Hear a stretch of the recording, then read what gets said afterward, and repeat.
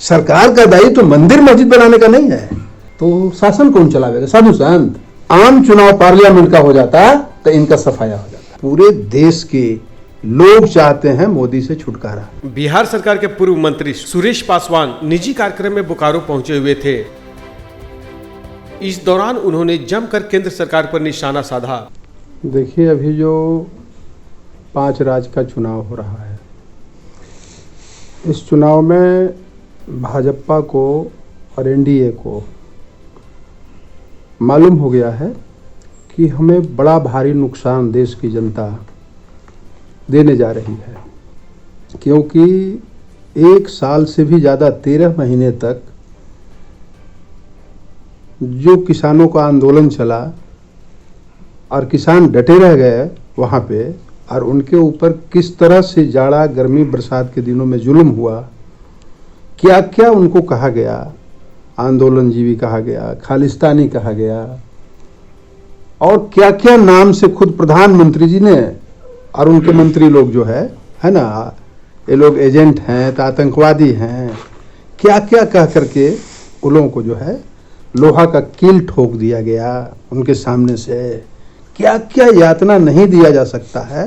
शायद अंग्रेज भी इस दृश्य को देखता तो वो शर्मसार हो जाता। शायद उसने भी इतना नहीं किया होगा जितना इस देश के किसानों के आंदोलन को कुचलने का, दबाने के लिए मोदी सरकार ने किया। और बोलते थे कि हम तो एक फोन से दूर हैं, एक फोन के दूरी पर हैं, लेकिन कभी उन्होंने जहमत नहीं उठाया है ना 1 किलोमीटर जाकर के उनसे बात करने के लिए या उनसे बुला करके बात करने के लिए। इसलिए देश भर के किसान और मजदूर और इस देश के 135 करोड़ लोग गुस्से में है। क्यों गुस्सा में है? क्योंकि उनको छला गया है, ठगा गया है।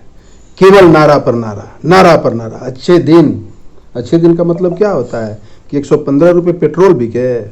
अच्छे दिन का मतलब क्या होता है कि बेरोजगारी दर पूरे दुनिया में सबसे ज़्यादा हिंदुस्तान में हो जाए। अच्छे दिन का मतलब क्या होता है?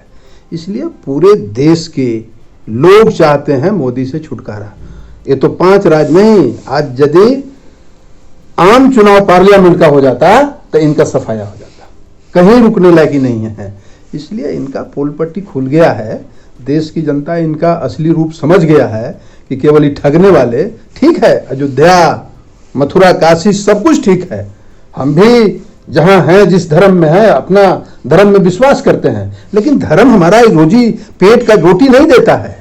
रोटी के लिए चाहिए, शिक्षा के लिए चाहिए, चिकित्सा के लिए चाहिए। ये सरकार का दायित्व होता है। सरकार का दायित्व तो मंदिर मस्जिद बनाने का नहीं है। उसके लिए धर्मावलंबी हैं, साधु संत महात्मा हैं। सरकार यदि उसी काम को करने लगेगा तो शासन कौन चलावेगा? साधु संत महात्मा, ऋषि, महर्षि, अरे सब काम उनके जिम्मे का है। इसलिए यह सरकार सीधे सीधे देश के जनता को समझ लिया। मोदी जी समझ लिए कि मूर्ख है। सारा हिसाब किताब, गणित, गुणा भाग लगा करके उत्तर प्रदेश, पंजाब और 5 राज्य में जहां जहां भी चुनाव, गोवा, उधर मणिपुर है ना, जहां चुनाव हो रहा है, जनता बड़ा बढ़िया से हिसाब, इसी दिन का इंतजार था कि जल्दी घोषणा हो। ये सेमीफाइनल नहीं है, ये फाइनल है। यही तय करेगा 2024। इसलिए यह सरकार किसी के हित में काम नहीं किया, किसी के। हाँ, हम देश नहीं बिकने देंगे, लेकिन रेल बिक गया। जहां बैठे हैं सेल नगरी में हम लोग, सब निजीकरण की ओर जा रहा है। हवाई जहाज बिक गया। क्या क्या नहीं बिका है?